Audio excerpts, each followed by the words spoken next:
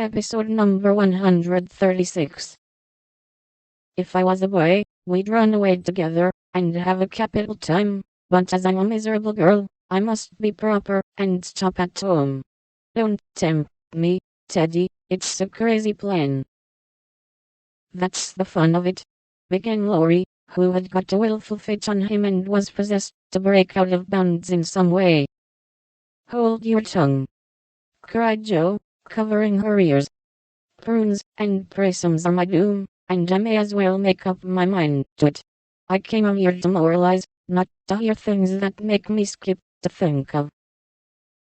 I know Meg would wet blankets such a proposal, but I thought you had more spirit, began Laurie insinuatingly. Bad boy, be quiet. Sit down and think of your own sins, don't go making me act to mine. If I get your grandpa to apologize for the shaking, will you give up running away? Asked Joe seriously. Yes, but you won't do it, answered Laurie, who wished to make up, but felt that his outraged dignity must be appeased first. If I can manage the young one, I can the old one, muttered Joe, as she walked away, leaving Laurie bent over a railroad map with his head propped up on both hands. Come in. And Mr. Lawrence's gruff voice sounded gruffer than ever, as Joe tapped at his door. It's only me, sir, come to return a book, she said blandly, as she entered. Want any more? Asked the old gentleman, looking grim and vexed, but trying not to show it. Yes, please. I like old Sam so well, I think I'll try the second volume, returned Joe, hoping to propitiate him by accepting a second dose of Boswell's Johnson, as he had recommended that lively work. The shaggy eyebrows unbent a little as he rolled the steps toward the shelf, where the Johnsonian literature was placed. Joe skipped up, and sitting on the top step, affected to be searching for her book, but was really wondering how best to introduce the dangerous object of her visit.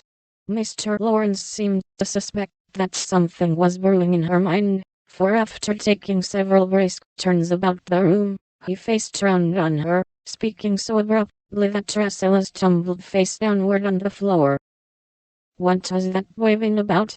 Don't try to shield him. I know he has been in mischief by the way he acted when he came home. I can't get a word from him, and when I threatened to shake the truth out of him he bolted upstairs and locked himself into his room. He did wrong, but we forgave him, and I'll promise not to say a word to anyone, began Joe reluctantly. That won't do. He shall not shelter himself behind a promise from you soft-hearted girls. If he's done anything amiss, he shall confess, beg pardon, and be punished. Out with it, Joe. I won't be kept in the dark.